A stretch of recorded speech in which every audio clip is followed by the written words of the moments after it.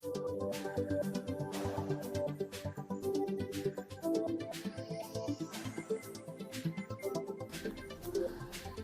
my name is Janine and I'm a physical therapist and I work for Krabat. Today I'm here to show you the Sheriff wheelchair. And we have Amelia with us today. She's 6 years old and has cerebral palsy. Now the idea of the Sheriff wheelchair came from the jockey chair. We wanted that saddle seating that they can do activities in school, in kindergarten, and we wanted them to be able to actually move more around as well. As far as we know, we're the only one in the world with a saddle-seated wheelchair. So the most important thing is we want the child to be upright. As you can see, Amelia is very upright now and she's seated in a good position. What we're looking for in the chair is to get a good angle at the hips. We do not want that 90-degree normal seating, because what happens then is that a lot of the children end up in a slumped position. And when the children are more slumped, they're not upright and their shoulders tend to hang forward. All this makes it a lot harder for the children to wheel themselves around. So if we continue down, open angle at the hip, at the knee we're aiming at 90 degrees, and at our ankle we're also aiming at 90 degrees.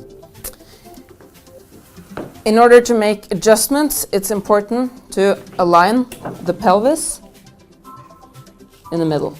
It's also important to make sure that Amelia is sitting all the way back on the seat and tighten the straps. That's going to prevent her from sliding out. In order to get the right angle at the knees, we need to make sure that the height is correct. And we do that by opening these two screws here and these two on the other side. And then we can pull on the strap and get the right angle. To position the ankles, we have to remove the foot and we have to open these two screws and then push the footrest in the position we want. And it's also very important that we make sure that her feet are securely fastened. And I'm going to tell you why in a minute. Let's see. What you see in this chair is that Amelia is getting her feet underneath her body.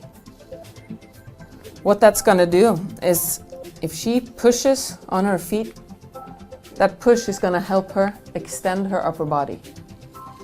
In contrast, if she was sitting in a normal 90-degree seat, her feet would be more in front of her.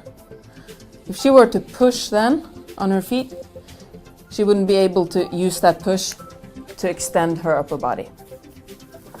Also, if we look at her hip joint, we've managed to get her hip in an anatomical resting position. This position is extremely good because you get the femoral head inside the acetabulum. It also helps to get a more wide base of support. Now that we've created a stable base for Amelia's lower body, we want to look up and make sure that her upper body is also in a good position.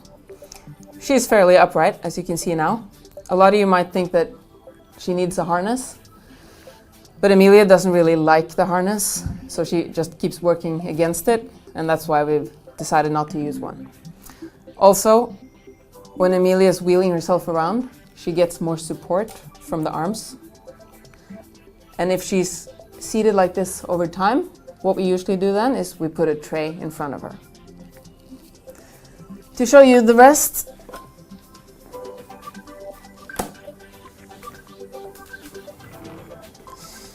we need to make sure that she gets good support from her sides. We want her to have that 3-point body support coming from her hip belt and from her 2 side supports. We also have the option to put on a headrest, but Amelia's stability is good enough, so she doesn't need one. There are also a lot of other adjustments that you're able to do with this chair. First, you can adjust the height of the backrest, like this. You're also able to change the width of the wheels. Also, the height of the seat can be adjusted.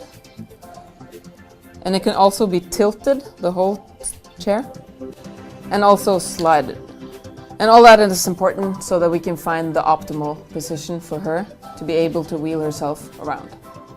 Amelia uses this chair every day at school and at home, and it can be used both indoors and outdoors. The feedback we get is that it's easy to wheel around, both for parents and for the child.